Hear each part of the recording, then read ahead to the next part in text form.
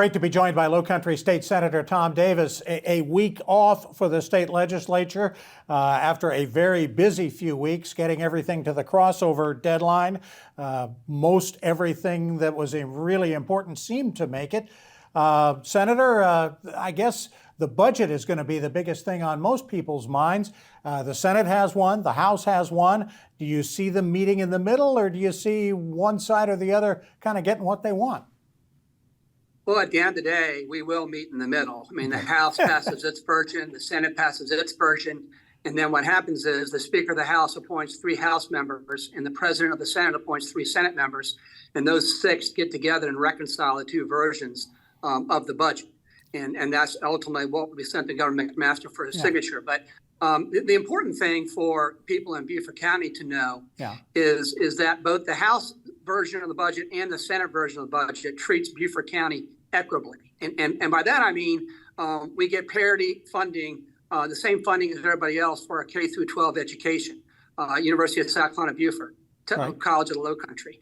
And that wasn't always the case. I mean, in years past, we got only pennies on the dollar of what other areas got because people up in Columbia said, well, Beaufort County is a bunch of rich people and they don't really need any money from the state.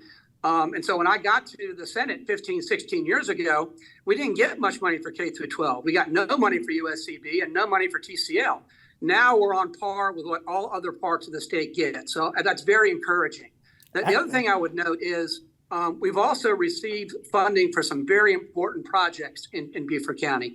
And chief among them are things like Mitchelville, making sure that we redevelop and preserve Mitchelville, making sure that the Gullah Geechee Historic Neighborhood Community Development Corporation have funds to continue, rehabilitating and protecting Native Islander property. Also, a big appropriation I got this year was money for St. James Baptist Church, the church that's at the end of the runway at the Hilton Head Airport. And they essentially can't hold their services there safely because of the increased takeoff. So we have now gotten a $4 million appropriation to move the historic schoolhouse and to build a new sanctuary down Union Cemetery Road, closer to where Mitchelville is. So that was very important as a matter of equity. We get that done. Something that's been very important for you for the last any number of years has been the medical marijuana bill. It has gotten through the Senate the last few years, but it has always struggled to get through the House. Are you holding out hope this is the year, or are there still roadblocks in the way? Yes, there are roadblocks in the way.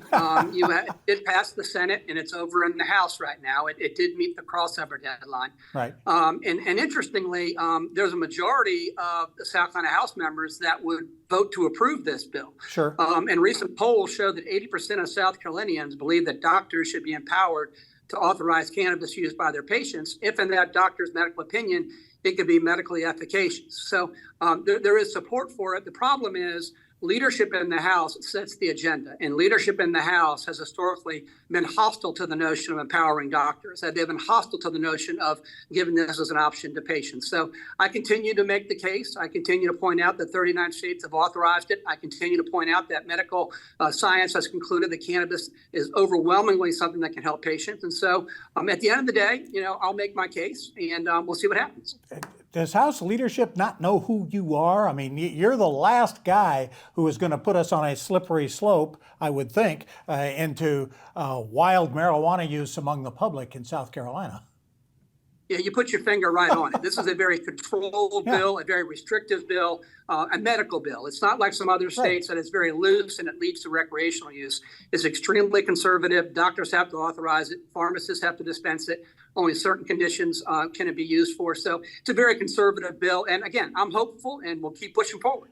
In 30 seconds, can you tell me about the $1.8 billion that got found and is still, where's that, in the end, the important thing is, where's that money going to go? Is it already spoken for, or are there places we could use it?